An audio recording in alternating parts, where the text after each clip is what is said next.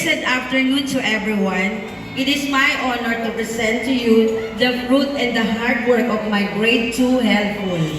But before that, may I request the parents, guardians to please accompany their child as a call their name. Let's start with Andrios T. Alildogan. He is appreciated for having the characteristic of being confident. He is an active member of the Cub Scout of the Philippines, member of Met Basketball Club.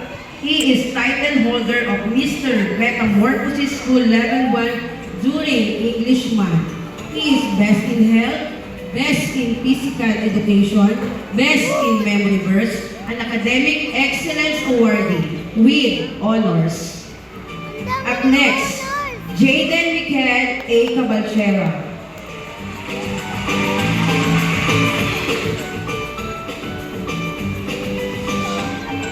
Jaden Michael A. Cabalchera.